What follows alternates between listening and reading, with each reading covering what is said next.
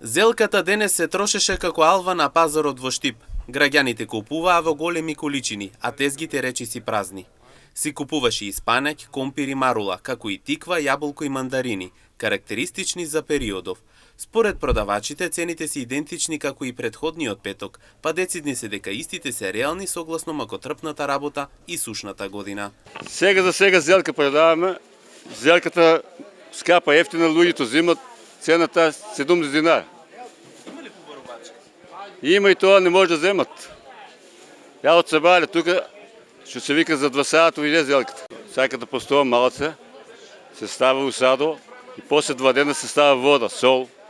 Укочено се извади, тоа кочено, јако, за да може солта да ја ставиш и да може да ја повлече. После водата ставаш. Солта постоја со зелката 2 дена, после се става водата и зелката, кога ставиш водата, после неколку дена земеш и извеваше со чепчели или ќе дуваш со што викат со обично цреве било што и onda се постепено учинува. Ценице периодични спрема периода. Тие се карфиолата 60 кило, младата зелка 60 кило, марула 30, млад кромин 30. Тие се цените. Ние сме редовно. Јас сум староседелец, од 2002 сум тук. Регистриран земјоделец, село Дабиле, Струмичка. Абе нема да има. Ние додека можеме ќе работиме, ние сме се уште млади.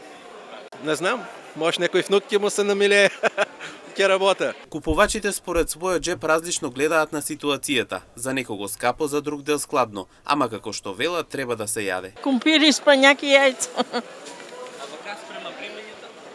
Спрема примањата е скапо, ама и на ние не се исплата да работат, нема кој да работи. Зелка прас ставите? Ставиме. На време тоа. Шо, јаболки, шо има тоа, не знам.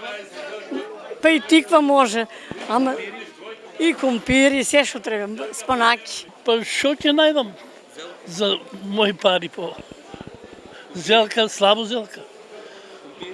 Компири зема има. Пипер оше во оно. Така. Добро, према примањето, тука негде сме. Али Па гледаме што ни бенесува, што викат, што дојде, што сакаме да земеме, ќе земеме. Те бананки во оно, крушка, зелка, прашче. Види, таа е цената. И прошлиот петок и вај петок исти цена. Не бе дошол, толку потребата секој ќе ја взимаш. Колку е потребно толку. Што може да штедеш кога не достига. Овој петок, иако беше варнежливо и студено, сепак тоа не ги спречи граѓаните за да излезат и да ги купат потребните продукти, па затоа тие ги наполнија своите торби и заминаа да го подготват петочното гравче.